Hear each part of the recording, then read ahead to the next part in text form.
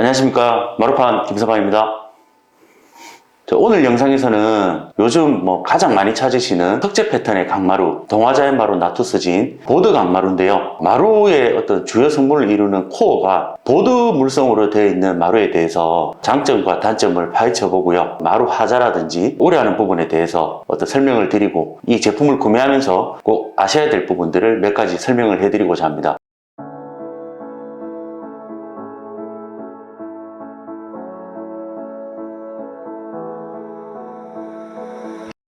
단순 고객분들께서 디자인이 예뻐서 이제 구매를 하시는데, 이 제품이 시공이 되는 바닥이 있고 되지 않는 바닥이 있습니다. 이런 여러 사항들을 상세히 설명을 드릴 테니 영상 끝까지 보시면 많은 도움이 될 것으로 생각이 됩니다.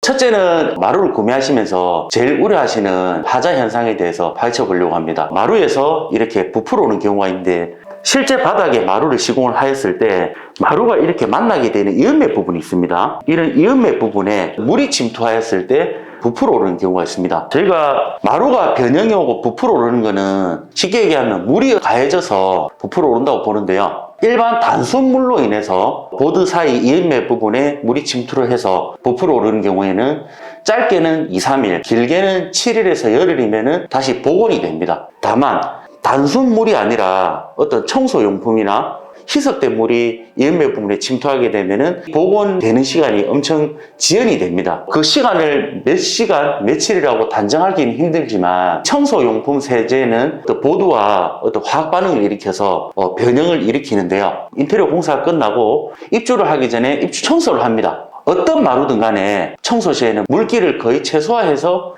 청소를 하셔야 돼요. 지금 제 옆에 사진을 보시면 청소업체에서 진짜 물을 바닥에 들여붓고 막 청소를 하는 경우가 있습니다. 걸레질을 한다든지 그렇게 했을 때 이런 부풀어오는 현상들이 나오게 된다는 거죠. 첫 번째는 이렇게 요약을 해드리고요. 마루가 여러 장이 있는 상태에서 부풀어 오르는 경우가 있습니다. 쉽게 얘기하면 산 모양으로 마루가 변형이 온다는 겁니다. 반대로 벌어지는 경우가 있습니다. 마루를 접착하는 바닥 미장의 강도가 약해서 그래요. 바닥 미장의 접착 강도가 낮은 부분에 마루를 시공을 하였을 때는 접착이 잘 안 되어서 마루가 떠 있습니다. 그 상태에서 난방 히팅을 한다든지 계절의 어떤 온도 변화를 받으면은 이 보드의 단점인 수축 팽창을 해서 팽창을 하게 되면은 솟아오르게 되고요. 수축을 하게 되면은 마루끼리 벌어짐 현상이 나온다는 겁니다. 이런 경우에는 어느 정도 복원이 되는 것도 맞지만 빠른 조치로 교체 작업을 하는 게 맞다고 봅니다. 예전 강화마루처럼 어느 정도 안정화되고 본드를 주입해서 접착을 해서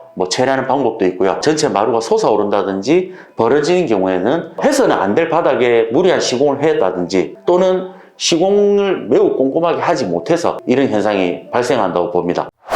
이 보드 마루 시공하면 안 되는 바닥이 있습니다. 첫 번째로는 바닥 강도가 낮은 퍼석퍼석한 사모래에는 절대로 시공을 하면 안 됩니다. 두 번째는 신축 아파트 또는 미장을 새로 한 경우에는 권장하지 않습니다. 미장을 새로 했을 경우에는 미장 표피 부분에 레이턴스층이라고 하죠. 레이턴스층을 없애기 위해서 기본적인 샌딩과 연마 작업이 들어가야 되는데요. 이 작업을 위해서 일단은 비용이 발생하고요. 또 시간이 걸립니다. 다만 이 연마 작업을 통해서 어떤 하자를 일으킬 수 있는 요인들을 최소화시킬 수 있는데요. 이런 비용과 시간을 들였음에도 불구하고 하자가 날 수도 있기 때문에 최소화한 거지 근본적으로 막을 수 있는 건 아니기 때문에 권장하지 않는다는 겁니다. 세 번째는 황토 바닥인데요. 제가 이렇게 아파트를 다녀보면 비건설사 아파트들은 방에 황토로 되어 있는 경우가 있습니다. 표피만 황토일 경우에는 연마 작업을 통해서 황토를 벗겨내고 샌딩을 싹 하여 마루를 작업해야 되는데요. 황토 바닥에도 사실 권장하지는 않습니다. 일반 저희가 주거 리모델링, 즉 구축 현장이라고 하는데요. 이런 현장에는 보드 마루를 시공하여도 문제가 없다고 제안을 드립니다. 첫 번째로 보드 마루의 어떤 성공 요인은 석재 패턴을 구현할 수 있다는 강점입니다. 합판에서는 보드와 반대로 석재 패턴 무늬를 많이 구현시킬 수가 없겠죠. 그러면 이 보드 마루는 석재 패턴에서 큰 인기를 얻었었고요. 두 번째는 합판 대비 보드 마루가 표면 내구성이 약 한 5배 강합니다. 강마루의 근본 기능은 제가 볼 때 표면 내구성이거든요. 세 번째로 이 보드 마루는 합판 대비 원가가 저렴합니다. 수급이 안정화도 되어 있고요. 가격이 저렴하고 표면 내구성도 좋고, 그리고 석재 패턴 느낌을 완벽히 구현할 수 있다. 이런 강점 때문에 많은 판매를 지금 이루고 있고, 앞으로도 저는 이 보드 마루 시장이 더 커질 것으로 예상이 됩니다.